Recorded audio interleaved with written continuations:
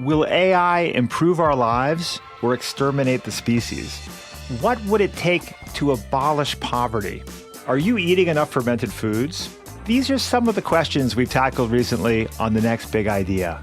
I'm Rufus Griscom, and every week I sit down with the world's leading thinkers for in-depth conversations that will help you live, work, and play smarter. Follow The Next Big Idea wherever you get your podcasts. Break language barriers instantly by translating up to 44 languages in real time with the HP AI PC, powered by the Intel Core Ultra processor. With the right tools, work doesn't have to feel like work. Learn more at hp.com/AI PC. Hey, I'm Kwame Christian, and you are about to step into the world of Negotiate Anything, the #1 negotiation podcast in the world, where we teach you how to make difficult conversations easier while getting more of what you want in the process. Each episode is packed with practical tips and strategies from the experts. We delve into negotiation, conflict resolution, and leadership skills that are crucial in both business and in life. Whether you're closing a deal, managing a team, or navigating personal relationships, Negotiate Anything provides you with the tools you need to succeed. Our conversations are real, relatable, and most importantly, rooted in practicality. So if you're ready to transform your conversations and elevate your negotiation skills, join me on Negotiate Anything. Subscribe and listen on Apple Podcasts, Spotify, or wherever you love to listen. Let's make every conversation a winning negotiation. All right, I am really excited about this episode because I have my good friend Vanessa Gabalero on the show, and she's going to talk to us about how to negotiate your salary and a lot more. So Vanessa is a talent acquisition manager, and she has years of experience negotiating salary offers. She's also building a side business where she helps women in their 20s and 30s find their voice after divorce as they start to rebuild their lives and become not only financially independent, but most importantly, emotionally powerful. So it's a really unique business, and I encourage you to reach out to Vanessa if that speaks to you. Here are a few things that I want you to focus on as we go through the interview. First, we discuss the important differences between using a staffing agency and applying directly with a company or trying to advance within the same company. We also talk about the major pitfalls to avoid when negotiating your salary.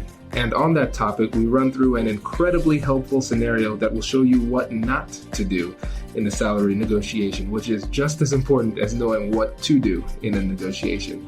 And lastly, Vanessa answers questions from listeners like you.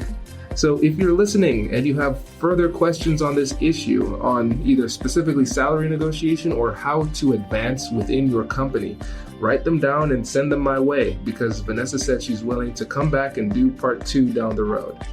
So without further ado, let's jump into the interview. All right, I am here with my good friend Vanessa, and we are excited to talk about employment negotiation. So thank you so much for joining us today, Vanessa. Yeah, thanks for having me. So let's get started with just the typical interview question. Tell me about yourself. Okay, so that's a pretty loaded question, but let me then break it down for you. So I was born and raised in Philadelphia. And I moved abroad when I was 18 to Lisbon, Portugal, because my parents are Portuguese. Well, my family is Portuguese. So I moved abroad for a few years where I got my undergrad in social and organizational psychology. And I lived there for about 7 years. I started right after college working within talent acquisition, so recruiting, hiring, mostly in a staffing agency environment. And then after a few years of working overseas, I wanted to come back home for a lot of personal reasons. I mean, on top of going through a divorce when I was in my mid-20s, I knew that it was time to go back home. So I moved back, and that's when I started working within corporate talent acquisition. And my first opportunity within corporate was about 4 years ago with the company that I'm currently with. And it's a Swedish hygiene paper company. And they're also, they're based in Philadelphia. Their U.S. headquarters are here. So now, within the company, I've been able to grow. I now manage a team of amazing men and women, and I lead the North American talent acquisition team for this hygiene company. So, about 10 years of experience in recruiting. Very nice. So I'm assuming in that role you've had the opportunity to do a lot of negotiating. Mm-hmm. Yes. So I have, I've extended probably hundreds of offers at this point. Oh, wow. Yeah. I mean, not only here, but I mean, throughout my career. And, if you know anything about agency recruiting, it's really aggressive. You almost have to, fight for good candidates to get placement. So it's an extremely competitive environment. And I've extended, hundreds of offers, and there's definitely, tricks to it. And, I think where I've succeeded with salary negotiation with candidates is really that relationship. I mean, that's what it comes down to is, the relationship that you build with the candidate, and then, trying to get them on board to work with the company that you're with or you're representing. And that's all it comes down to. So, yeah, that's my experience with salary negotiation. Can you tell us a little bit about the difference between agency recruiting and corporate recruiting? So I would say the main difference between agency recruiting and corporate recruiting is that, you get a chance to build deeper relationships and more meaningful relationships within corporate because you're representing one company. You're bringing in top talent for the company that you're with, right? That says everything about you, and you get the opportunity to see this top talent that you bring in grow within the organization. And that's what makes my role so rewarding, is that I've been here for 4 years now, and I've seen, people that I hired, over 3 years ago get promoted. And I see them grow within the company. You don't get that advantage, I think, in the agency side. And so a lot of times with agency recruiting, you have to be mindful of the fact that only your worth, your value, and your career ambitions. And I think you have to be a little bit more assertive with agency recruiters because they're not experts for the companies that they're, hiring for. A lot of them aren't, right? Always be mindful of that. They have a lot of different clients, and, they probably don't have as much detail or insight as to the companies that they're talking to you about or trying to recruit you into, right? So just being mindful of that relationship and the fact that it should be a little different between agency staffing and corporate staffing or corporate recruiting. That's really interesting because for me, I never really thought about the differences, but I mean, it seems significant. And when you said be more assertive in kind of standing up for what you want to do as far as your career path and your goals, how does that manifest itself in the process? Yeah.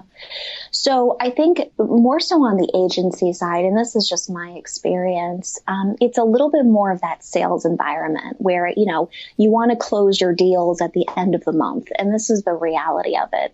And, I have very, very good friends in the agency world, and, I admire what they do. And I was such a huge part of it for so long.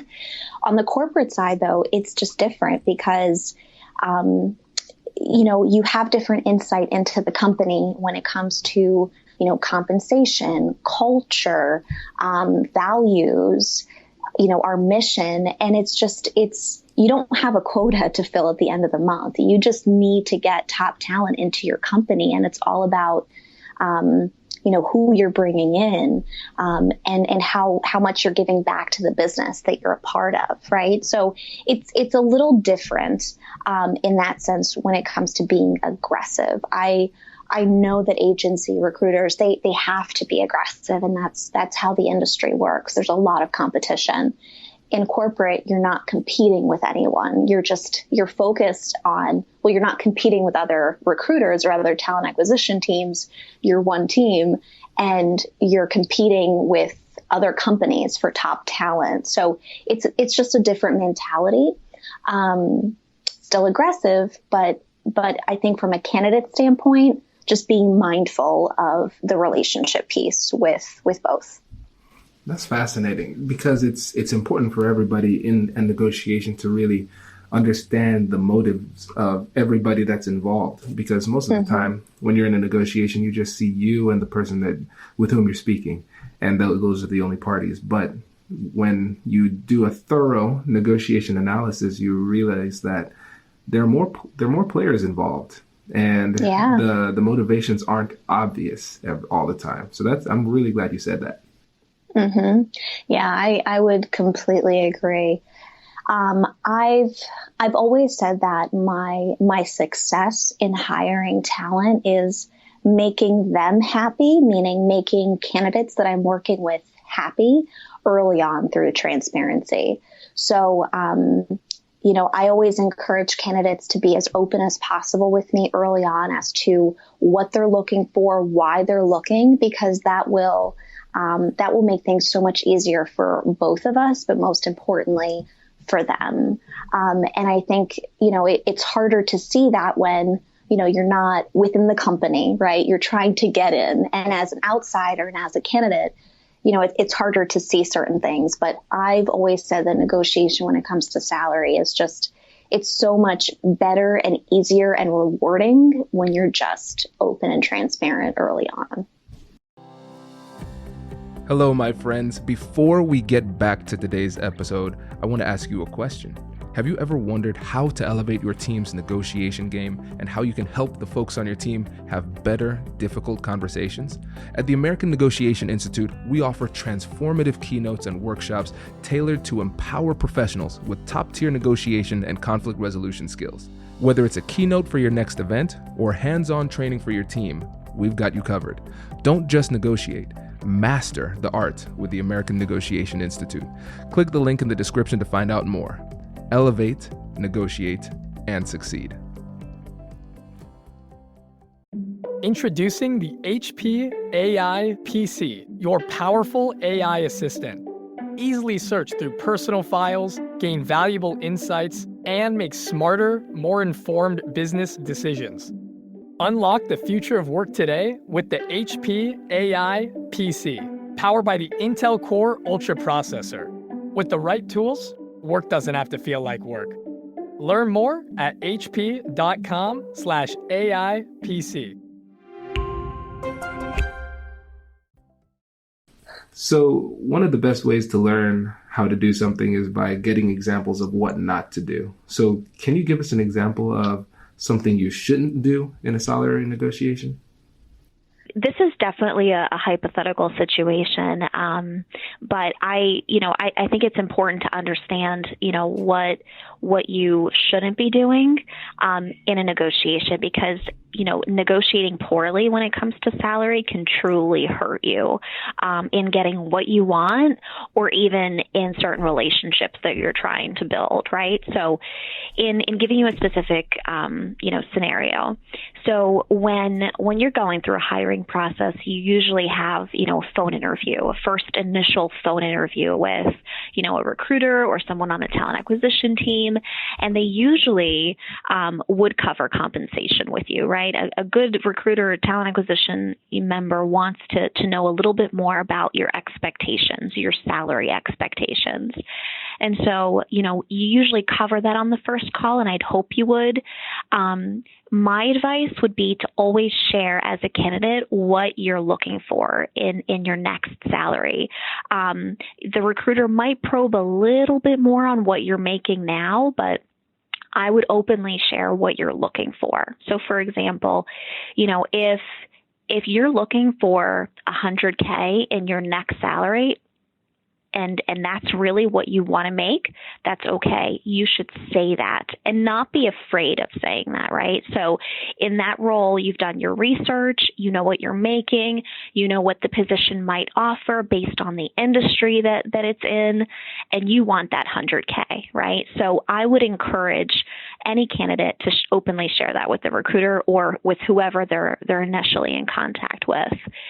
And so they openly share that they want 100K as a candidate. Great. We proceed, right, in the hiring process. And we go through the interviews, on-site interviews, next rounds, which don't drag on too much, or at least they shouldn't, right? And then you get to that offer stage.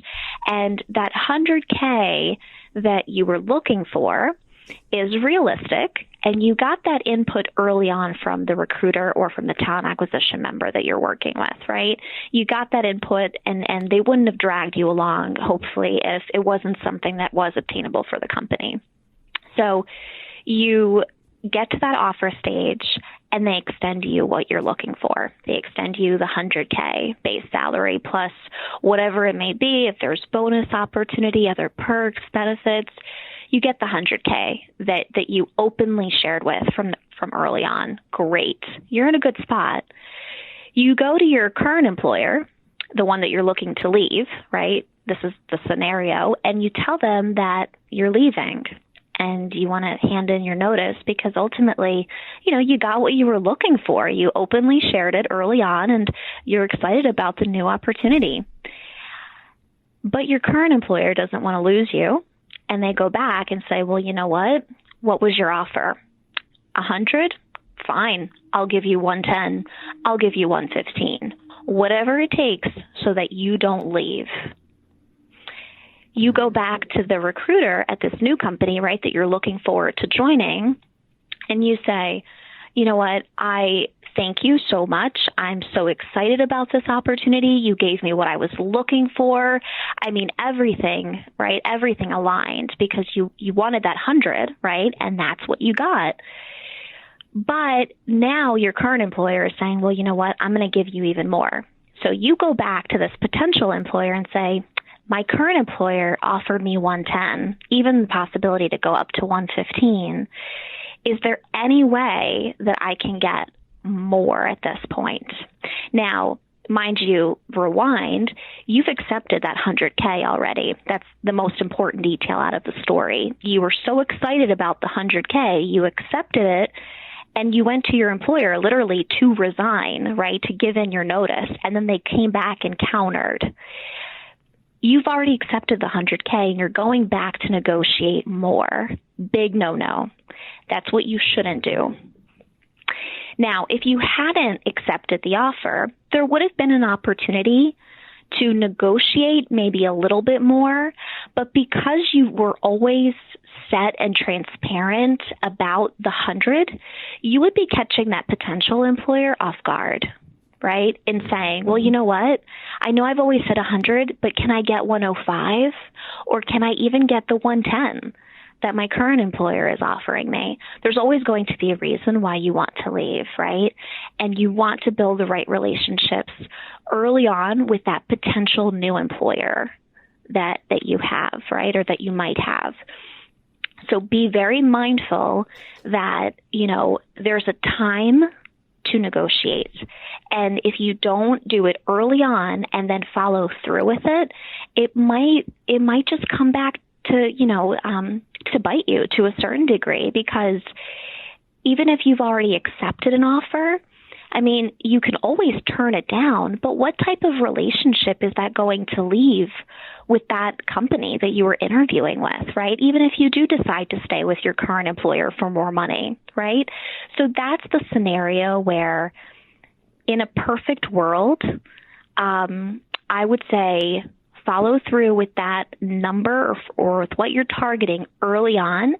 And if you change your mind throughout the process, also let the recruiter or the talent acquisition member know. You can always communicate when you change your mind. And if there's something that you learned about the role that you didn't know early on, you can always negotiate throughout. But when you get to that end part of the offer, right, you can only really negotiate once you receive the offer, you consider it, right? And then you come back that first time to counter. You get one counter essentially, but make sure that you counter before you accept the offer. If you've accepted the offer, you really can't negotiate any bit more than that. I love this hypothetical because it is so rich with detail and nuance. And I thank you so much for sharing this. I have a few questions about it. So in that initial phone conversation, when they ask for your expectation, what if you're not quite sure what the salary range is? And there's always a situation, it's always going to be the case where the other side knows more than you do in the negotiation. Like they know how much they can give, they know their budget. And so there's a possibility you come in and you say, I'd like 100. And they were thinking we can give this person up to 120. And then they're just like, okay, there's your 100, and you never know what you can get. Do you think there's any value in kind of trying to dodge that question as well as the, how much you were making before? Yeah. So my advice to that is always do your research, right? Leverage Glassdoor. There's so much insightful, salary information on Glassdoor. Do that. Definitely look into the industry, the role, and try to get as much insight as possible before even discussing compensation. That's rule number one. But the fact is, if you're at 80 and you've been underpaid and the role can go up to 120, but you're targeting 100 and you'd be okay with that, do your research. Don't dodge the question. That's my advice, right? My advice is when the recruiter asks you, what you're looking for, say that you're targeting 100, but you've done your research and you know that the position can pay up to 110 or 120, right? Whatever it may be, but you're being flexible. If they try to probe a little bit more on, what you're currently making, just say, that number that I just shared with you, 100, is what I'm targeting, and it's an increase to what I'm making now. And if they want to keep probing, I would not provide, where you're currently at, if they keep insisting, because that's unprofessional, to be quite honest, right? Gotcha. So if they ask you once, give them a little bit of information, right? Because then they'll probably think, well, maybe this person's at 90 or at 95. And if they ask you, then just say, I'm around that ballpark. You don't ever have to give a number once, they start probing a little bit more. But definitely provide a number that you would be happy with, knowing what the market pays, the industry, the role, right, after you've done your research. But make sure that you say, this position pays more than what you're targeting, right? So that you openly say the 100, but when they come back and offer you 100 and you really know that the position can pay up to 120, you negotiate 110. And then you'll probably get maybe even 105, right? They'll meet you halfway if they really want you. And then you just got an extra $5K out of it. The truth is, even if a position can pay up to 120, it varies. It's based on experience, knowledge, education, right? And you may not be eligible for the 120 according to the range that the company has, right? So be mindful of that and know what you're worth, fight for what you're worth, but don't, I would encourage you to share a number that you are truly happy with and is comparable fairly early on so that you get what you want out of this. Very nice. Now, what if you're applying online and they have that box and the box has that red asterisk of doom that requires you to to say your salary there, your current salary? How do you avoid that?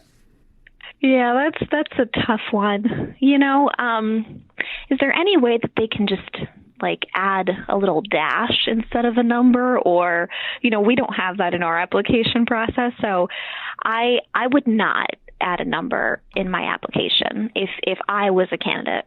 I would not do it. I would find a way to just put something there where, you can maybe add a few numbers, like a dash or, I don't know, a plus sign, right? Something that gets by, and that, they look at your resume, they like what they see that you didn't add a number, which means, we might need to talk this through, which is fine.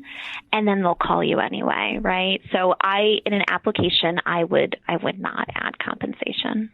Okay. And with the counter, do you have any rules of thumb when it comes to countering? Like, how do we know how much to counter with? That's a great question. Yeah, I mean, in my personal experience, it's always been about that conversation early on, which really manages expectations for both parties. So, realistically, I mean, you would leave your current job with your current company if you were to make, a significant jump, right? And when I say significant, I mean, it's more than what you'd make in an increase at your current role, right, or your current job. Mm-hmm. So I'm going to say you want to leave your company for at least 20%, right? And if you share that number early on, right, with that 20% increase, then I think in terms of a counter, it should be, an additional 5 or 10% beyond that. I mean, if you're thinking about it and leaving your current position for a 30% increase in base salary, that's huge, right? So in numbers and in simplifying that, let's go back to the 100K example, right? If you openly said that you were, targeting 100K, that's your expectation, right? When it comes to salary increase, and you get 100K in your offer, I would negotiate for 108 if you can, if you have justification for it, if you've had those conversations early on, if you have that relationship with your recruiter, and if you've indicated that that's something that would be very important to you, I would negotiate at the 107, 108 so that you can probably get 105. Now, putting your recruiter hat on, let's say you would have the conversation about expectations, and the person says, well, I'd like to have an opportunity where I can make between 100 and 120. And they kind of put it at a range. And then you come with a $100,000 offer and they counter at 117. How would you feel as a recruiter? But if they were able to back it up with legitimate criteria, how would that make you feel in your position? Yeah, so I'll put my recruiter hat on there. 100 and 120 is a very, very large range.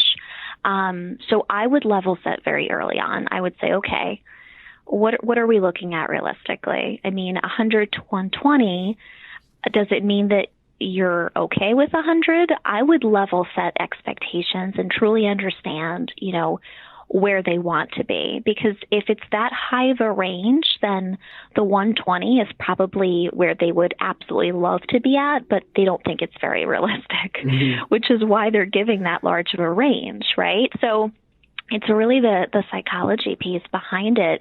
I would definitely probe a little bit more on that first conversation when they say 100 to 120 and say, okay, so if we were to, at the end of this process, extend you 100K, how realistic is it that you would accept?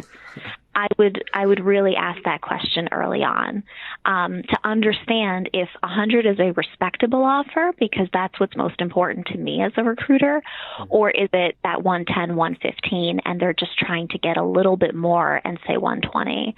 So it comes back to expectations, and early on having these conversations that are so important that everyone is scared to have, but you just can't, because if you don't, it'll hurt, you at the end as a candidate, and it will not help the company. And hopefully the company is being as transparent as you are in the process. I love that question you came back with. How would you feel with 100? Because it's an expert level negotiation question, because you're reality testing, because the person was trying to sneak through saying a big old range. so they can then kind of hold that over your head later on down the road when they get an offer. But it was an expert response, coming back with an open-ended question, asking for elaboration on their perspective on their true outlook. And I think that's something that people need to keep in mind. You can't just walk into these salary negotiations thinking, oh, I got this, when you're dealing with people like you who do this for a living. So there's really no opportunity unless you have between the ages of 22 and whatever, you've gone through 100 jobs. There's no way for them to be on your level when it comes to the salary negotiation.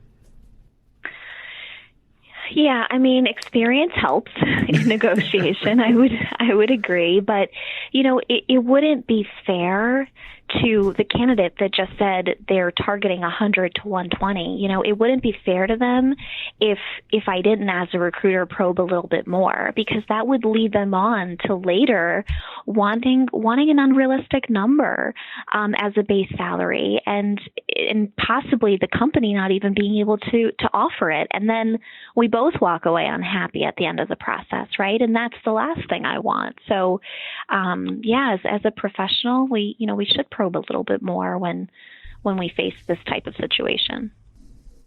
Yeah, you're right. That does make a lot of sense. All right, so now we're going to shift gears a little bit. We're going to hit these next questions as Q&A style, because I got a lot of responses from people in our audience. And so we're just going to read them verbatim, and then you just bless us with your wisdom. Sounds good. Okay, so this question is from Shannon. I was just looking at the salary growth for creatives, and it's terrible, even when you get to a director level. How do you see your value from the company side instead of putting your own self-doubts into the equation? That's a question that just has so much to it, right? Remove the obstacles from your mindset. That's the first thing, right? How do you see your value, right, without self-doubt? Look at it this way. How are you the go-to person, in different situations within your company? Look at it that way. Start realizing what people come to you for, what they search for when they're talking to you, right? What they want to collaborate with you on. Look at it from that standpoint of value, right? I know companies a lot of times say, well, you know what? That person's replaceable, but you know what? You're not. You are as valuable as you put yourself out there to be. So completely remove that self-doubt from the equation, because that inner voice that's constantly saying, you know what, you didn't do that right, so let's do it over. Completely remove that, because only you can put yourself out there in your company so that they see your value. That's all within your control. So don't forget that. I love that response, because a lot of times it's hard when you're that close to yourself. I mean, there's nobody physically closer to you than yourself. Sometimes you're too close to see the value that you can bring. And so your response of saying, figure out where your value is, as far as like, what makes you the go-to person. And also, one thing that I found is when I ask people, like, what do you think of me in XYZ situation? You'd be really surprised the insight you can get from some people who have a different perspective. And a lot of times you'll be pleasantly surprised. So I really love that advice. Good. Yeah. Asking for that constructive feedback is so important. But I think that's the toughest thing. What you just said. Asking for, specific insight on how you are in certain situations. You're so scared that you're going to get something, that you're going to get a response that you weren't looking for, right? Or that you weren't hoping for, is what prevents you from asking it in the first place. So yeah, value does come from putting yourself out there. And that was a great example, Kwame. Nice. Oh, thank you. I want to give a quick shout out to my friends on the Paychecks and Balances podcast because they have an episode called Making Yourself Indispensable. And I think that will help you all out when it comes to figuring out your value for the company. So check that out on the Paychecks and Balances podcast too. Another question from Shannon. How do you ask for more when you're still learning and working towards becoming an expert? Yeah, that's a great question. So without realizing it, you're probably already an expert in what you do. So really break it down. Remove industry, remove, specific, information to your role, right?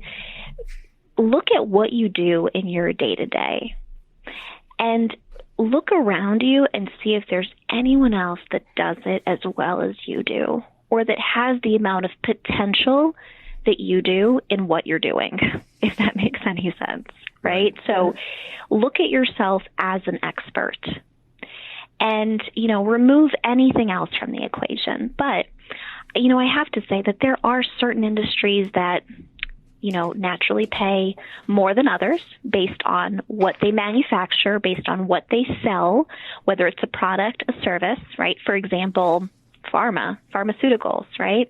They make a lot of money because they sell their products, in a very pricey fashion. Let's put it that way. It's, so they're making a lot of money and they can probably pay you more because of it. So look at the industry that you're in. Evaluate whether it makes you happy, whether you're learning with where you are as quickly as you want to learn, right? Because if you're not, reevaluate what's most important to you. Reevaluate who you're working with because that's who you learn most with is the people around you. Reevaluate what you're accomplishing, right? So there are certain industries which, I know, won't be able to pay you as much, but, get that insight from Glassdoor. Again, use the tools, use the internet, use what's out there, to learn a little bit more about what you can accomplish if you were in a different setting, and then really evaluate if what you're doing now and where you're doing it is getting you closer to where you want to be. Right. And another thing too, to speaking towards expertise is relative. So you might feel like you don't have much expertise compared to the CEO of the company, but relative to other people, you are the expert. And you're always going to be learning. So when you say you're in the question, it was phrased as, how do you ask for more when you're still learning and working towards becoming an expert? The only time you stop learning and honing your expertise is when you're dead. And you know what they always say? True. Dead people don't get raises. Have you heard that one? I haven't heard that one. Oh, yeah. Is that a new one? Yes, coined here, trademark. All right, I thought so. I love it. Okay, so then let's actually give Shannon, a realistic answer, right? Like a realistic example of how she can go to her manager and ask for a raise, regardless of expertise, right? Because expertise, we just said it, right, is relative. So know your worth, know what you're known for, right? Who goes to you for what and when. So know that, observe that, make a checklist if you have to. And then, it also depends on the relationship that you have with your manager and how comfortable you are with your manager. But regardless of that, go into the conversation, ask to set up some time and go into the conversation on a very positive note and be prepared to talk to your manager about what you've accomplished, what you've gone above and beyond for, and where you still want to grow, so that you allow your manager to see your full potential in how you see yourself, right? Because only you can limit yourself. So once you do that, have a specific increase in mind that you're looking for, right? Based on your research, based on, what you know about your company, right? There is an advantage to being, an internal employee. So think about all of that and go into it with, for example, a percentage that you'd target. in terms of an increase. Let's say 10%, even number, 10%. If your manager isn't able to at least meet you halfway, then suggest the following. Suggest a mid-year increase. Ask for the 5% now that they're willing to offer you because you've earned it, and set specific deliverables and objectives for what you want to cover in the next 6 months. And ask for the additional 5% increase at the end of those 6 months upon revision of those objectives and if they've been obtained. And see what they say. That's my suggestion there. I love that. And it's essentially like a pre-negotiation. You make it almost like math. You agree on certain objectives, and then certain deliverables. And once they're delivered, they deliver the salary increase. I love that. Mm-hmm. Yep. So Shannon, you have some homework, and I'm going to check up on you. So get working on that. And I'm going to make a freebie, salary negotiation freebie for you all to download. So if you go to AmericanNegotiationInstitute.com/salary, you can get that and start game planning and preparing for your next negotiation. So that one's for you, Shannon. So this question is from Faria. She says, some companies will ask you to do more and more and continue to pile more work onto your plate without reflecting the increased work with increased compensation. How would you suggest that we handle that? Yeah. So the beauty of pushing back, I think that's my initial thought there, right? So, and notice I didn't say the word no, right? Which is everyone's fear. And that's why they allow the work to pile on. So this is about, it's about two things. It's about your own growth and learning and how you continue to challenge yourself. So evaluate whether the work that's being given to you is doable from a time standpoint, right? If you can actually tackle it and what you're going to learn from it. If it's basic, work that won't allow you to keep growing, right? And it's just standard things that, probably no one else wants to do or they're willing to do, then that's where I'm going to say push back a little bit and say, you know what, thank you for coming to me and for asking me, but I can only do this out of what you're asking me. So, don't say no and don't turn the person down completely, but set early on the expectation of, I want to do this for you, but I want to do it well. And to be able to do that, I can't do it all.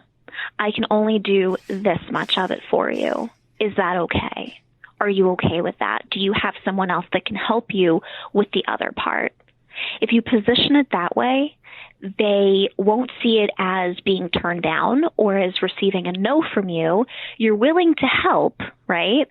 But you're giving yourself that respect, right? Of, you know what? This person they don't want to do it, right? This person doesn't want to do this work. They're coming to me with it. I'm going to push back and stand my ground, so that I respect myself. And most importantly, they see that and they respect me. Wow. I like to come up with follow-up questions on that, but you pretty much handled everything. That was really good. That was really good. I see. I need to figure out how to tell my boss to stop giving me work, but that might be a bit problematic since I work for myself. But yeah.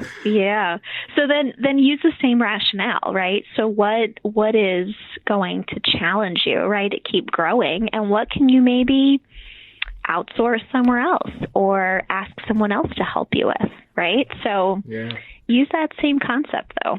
I know it's harder said than done. Right. No, but I think you're right. I think I'm at the point now where I need to seriously consider adding people to my team here. It's always a scary step in business, but, that's how there's no, Fortune 1000 solo business out there. So I need to change my mentality.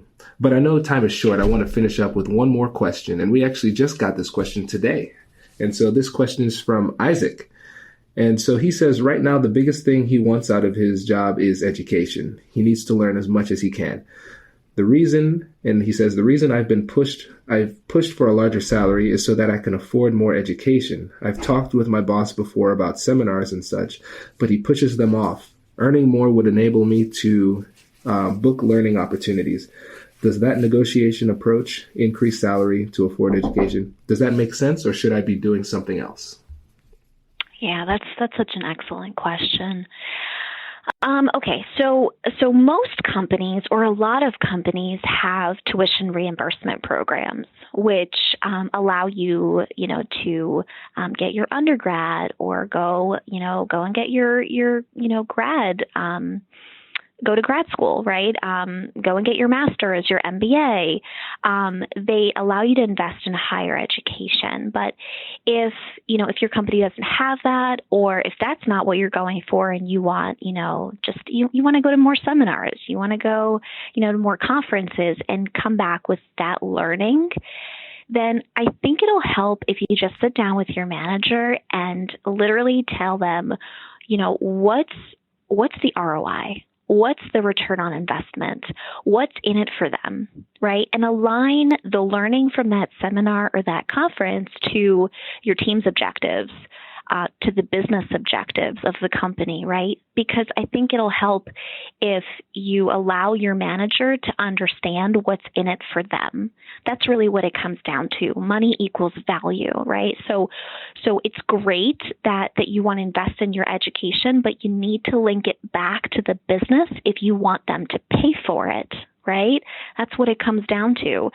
So if you commit to going to this seminar, this conference, and you come back with specific deliverables, or you come back with specific objectives that you're looking to learn and then bring back, right, and implement, for example, then I think that will allow your manager to understand the value of the education that you're looking for and would help you invest in that.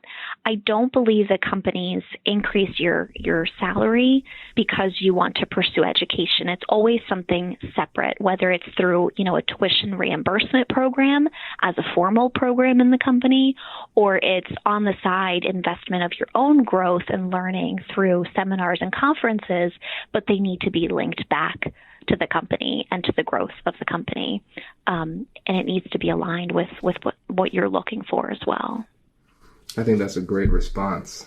And what would you say to Isaac when it comes to really framing that conversation in a way that doesn't scare the manager up front? Because I'm sure if Isaac comes in and says, I want more money, the person's going to kind of get on guard, So that initial ask, like, how does he approach his manager? Yeah, so I would not approach that conversation going into it from an education standpoint if you're just looking to increase your base salary, right? So just know that both things usually aren't connected. Go into it thinking, okay, whether it's a salary increase, right? You have to position it one way in general, right? Given your worth, your accomplishments, your value, that's one thing. If you just want to go in there and, give your manager the ROI behind what you want to do with your education and these seminars and these conferences, align back to what might be on a performance review, right? So what might be, your own goals for the year objectives, what your team goals may be, what the business objectives are, right? Go back to that and prepare for that conversation so that, you disarm your manager with any other follow-up questions that he or she may have that might decrease your chances, right, in getting that buy-in. So go into it and say, you know what, I will obviously always thank them for their time, and go in and just say, you know what, I value what I do here. I want to continue growing, and this seminar, this conference would mean a lot to me. Definitely add the emotional piece in there, because if you have a good relationship with your manager, then they'll care, right, that it means something to you. And then go into the specific, tactical, ROI input, and go into it and say, you know what, these are our team goals. This is what the business wants to get out of this year. I would like to contribute to this through my own personal objectives and professional objectives, and go to the seminar to come back with this and be able to implement it. What do you think? Always ask them at the end of the conversation, after you completely bombard them with all of the facts, ask them what they think, because that will get their buy-in. That will get their input. That is what will allow them to say, you know what? I never thought about it that way. I'd be open to you going, right? And this is where they may negotiate a little bit with you. I know you want to go to this seminar or this conference, but why don't you try going to just one day or to 2 days out of that entire conference from a, financial standpoint? I think it'll be better for us. Is that still within the ROI that you just presented me? Be prepared. Have that conversation fully thought out to get what you want to continue learning. I don't know if that answered the question. But yeah, it does. I think that okay, this is cool. Great. And one of the things that you said that I really want to key in on here is, and this is really an expert level strategy when it comes to figuring out really what the manager or your boss cares about, looking at the goals and objectives that he or she set for you. Those are the things that are most important. And so that gives you the opportunity, that insight gives you the opportunity to frame the whole discussion from their perspective. So you're speaking their language from the beginning. Go back to old emails. What is it that they care about? What are the things that they say repeatedly? Use those words and phrases to speak their language, because like I said in one of the other podcasts, people have a self-serving bias. They feel like they are really smart. If you say things that sounds like them, they'll think you're really smart too. So that would be a really strong way for you to increase your persuasion, just by essentially mirroring what they've said in the past. I completely agree. That's awesome. Yep. Nothing more to add to that, Kwame. That was beautiful. Well, thank you. This was so much fun. Thank you so much for joining us. And thank you all the listeners for your questions. Thanks for having me. This is so much fun. I love the Q&A portion of it. It makes me feel like I'm truly making a difference to the listeners. So, hey, if we do another Q&A part 2, I'd love that. I'd be open to it. I am happy to help. And with my experience, I know that I can make a difference. So I would love to come back. We would love to have you. Thank you. Thanks again for having me. Wait. Now, before you sign off, I have something to tell you that I've never told you before. Just kidding. I've told you before, but you should listen to it again. I want you to know about Negotiate Anything Premium. Imagine all of the things that you love about our traditional feed, plus so much more. I know you like our traditional feed because you're at the end of the episode. And with Negotiate Anything Premium, you'll get more bonus content you've been asking for, more of the expert insights that you can't get anywhere else, and more exclusive behind-the-scenes access into every conversation. Are you ready to get more of what you want out of your life, career, and every conversation? With Negotiate Anything Premium, you'll have access to more high-level, custom-designed content and insights, giving you the tools you need to negotiate higher salaries, better deals, and better relationships in your life and career. Once I had a listener share that Negotiate Anything helped her to negotiate a $53,000 raise. Could this be you? What would that mean for your life? I've seen firsthand the impact this model has had on my life and the lives of my corporate clients, and I am confident that it can do the same for you. Are you ready to negotiate more of the best things in life? Click the link in the show notes to learn more. I'll catch you later.